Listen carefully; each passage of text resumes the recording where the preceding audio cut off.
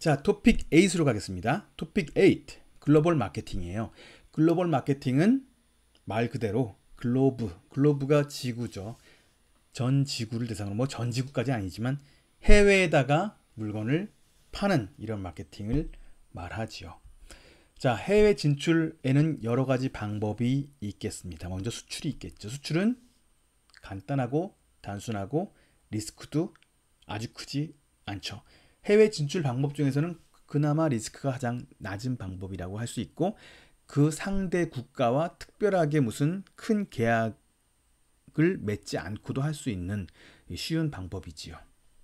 자, 그 다음엔 뭔가 이제 관계가 생기고 뭔가 좀 어떤 연계가 생기고 이제 그런 게 생겨요.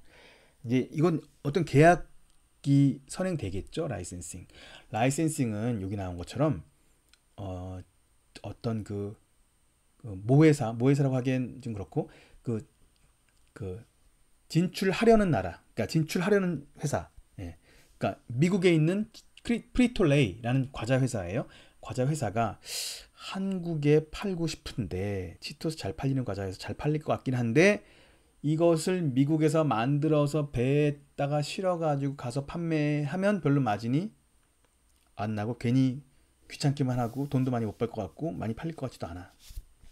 그래서 한국의 롯데에게, 롯데야, 너네가 지금 우리 치토스를 좀 만들어 팔아주렴 해서 그 대신 우리 브랜드 써. 우리 저기 뭐 표범인지 뭐 저 무슨 저 사자인지 저 동물 캐릭터도 써. 그리고 치토스 레시피, 예, 우리가 줄게. 그 레시피들을 만들어. 원한다면 뭐 양념도 우리가 공수해 줄 수 있어. 디자인도 포장 디자인도 써. 대신 하나 팔 때마다 얼마씩 로열티를 내. 이게 바로 라이센스죠. 예, 일종의 그 회사의 어떤 자산, 브랜드 같은 자산과 레시피와 뭐 여러 가지를 이제 주면서, 예, 특허를 줄 수도 있고요. 예, 라이센스 피를 받는, 예, 이런 방식이에요. 코카콜라 회사죠. 코카콜라도요. 코카콜라 음료라는 회사가 있는데 LG의 계열사네요. 이 회사는 물론 미국 코카콜라가 LG 계열사는 아니에요. 그러니까 우리나라에서 코카콜라 만들어 파는 회사죠. 근데 이 회사는 코카콜라 본사와 라이센스 계약을 맺고 코카콜라를 만들어서 파는 거죠. 자, 이번엔 프랜차이징이에요. 프랜차이징은요, 라이센싱의 하나의 일종으로 보시면 돼요. 예. 매우 유사하죠. 이것도 소유권을 프랜차이징 위탁 회사가 맡는 건 아니니까. 이를테면 여기 나오는 사진, 삼성역에 있는 그 인터콘티넨탈 호텔은 주인은 인터콘티넨탈이 아니죠. 주인은 제가 알기로는 GS건설, GS라고 알고 있는데 그 회사가 주인이에요. 근데 인터콘티넨탈이 자기만의 운영 시스템, 운영 노하우를 이 호텔에 담아서 이제 운영을 하는 거죠. 그래서 사실 프랜차이징과 라이센싱은 그 개념 자체는 같지만, 라이센싱은 제품, 자산, 특허, 브랜드, 생산, 그러니까 어떤 그런 것에 대해서 어떤 그 권리를 주는 거라면, 프랜차이징은 어떤 운영이 들어간다는 점에 대해서 좀 다른 면이 있지요.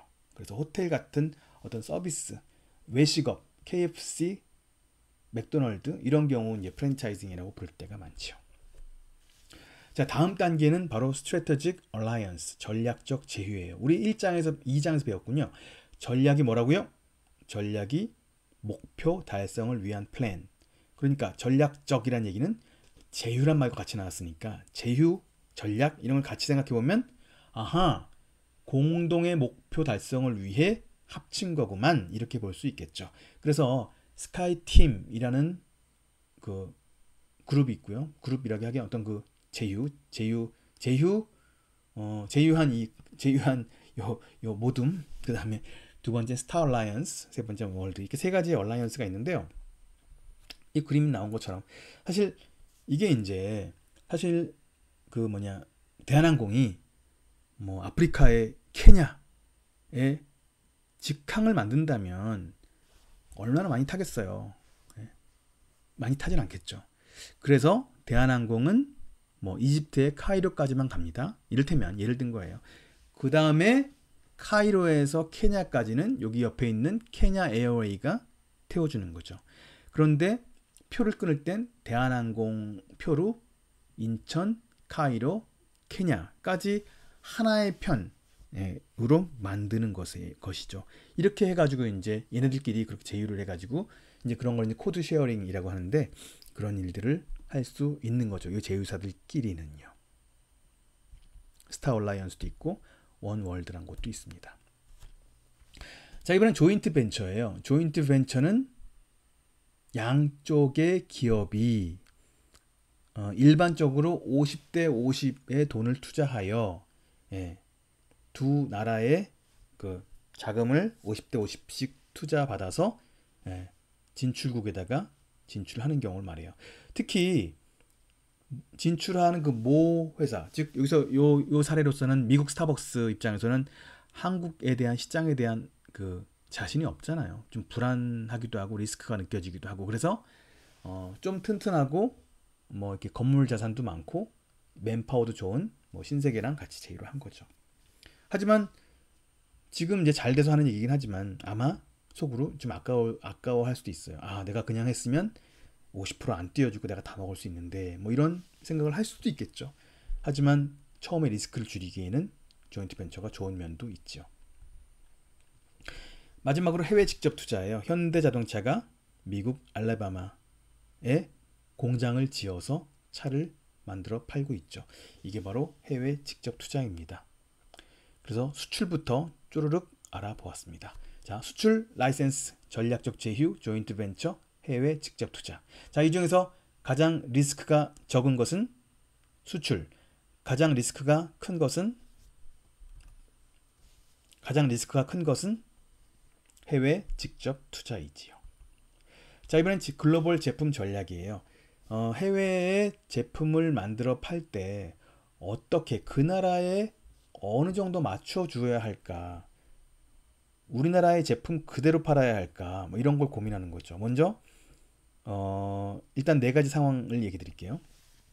제품도 똑같이 자, 모국 원래 그러니까 우리나라에서 다른 나라의 물건을 팔려고 하는데 우리나라와 같은 제품, 우리나라와 같은 메시지, 같은 컨셉.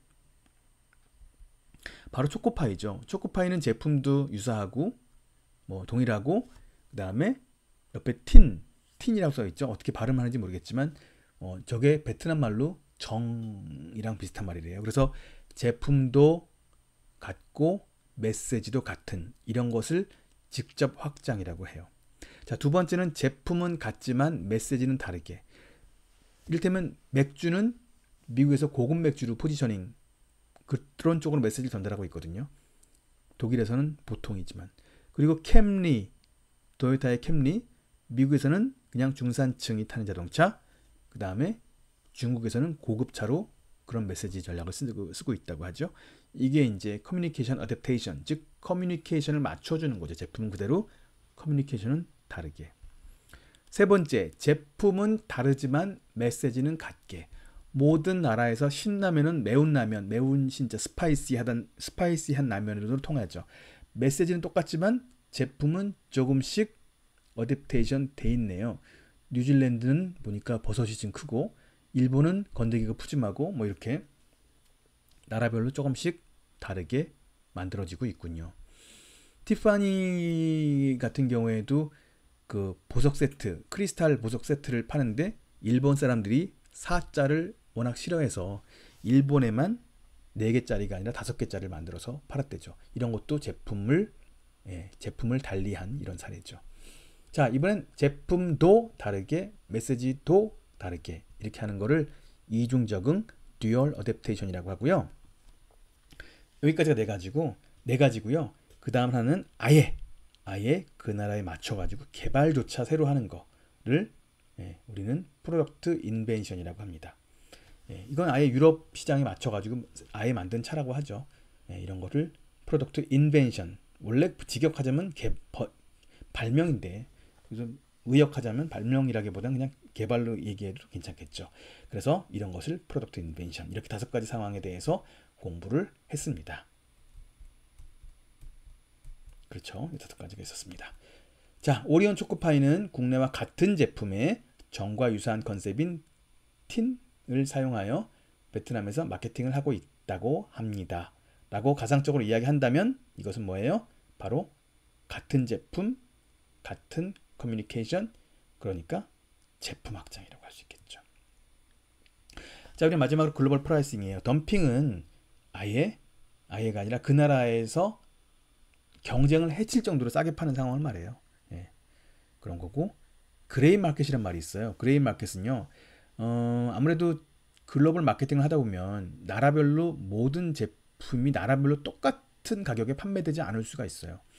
어느 나라 그 나라의 구매력 때문에 또는 그 나라의 뭐 다양한 이유 때문에 뭐 경쟁 상황이나 아니면 원가가 워낙 싸서라든지 그 나라에서 특별히 싸게 팔게 되는 경우가 있단 말이에요. 그러면 그 나라에 가는 거예요. 그 나라에 가서 그 제품을 사와서 이를테면 캐논 카메라라 봐요. 아프리카 케냐에 가니까 캐논 카메라가 무지무지 싸대. 우리나라에서 200만원짜리가 거기서 100만원 밖에 안 한대.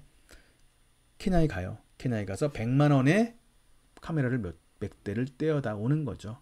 그래가지고 우리나라에 와서 그것을 200만원에 팔 수 있으니까 한 150만원 정도에 판다면 수익도 내고 잘 팔리겠죠. 이런 상황을 그레이 마켓 또는 그레이 마켓 디스트리뷰션이라고 해요. 사실 그레이 마켓은 불법은 아니에요. 하지만 브랜드 주 입장에선 되게 거슬리고 기분 나빠하는 거죠. 필립 코틀러 책에서는 그레이 마켓을 합법적인 암시장 이렇게 표현하기도 했어요.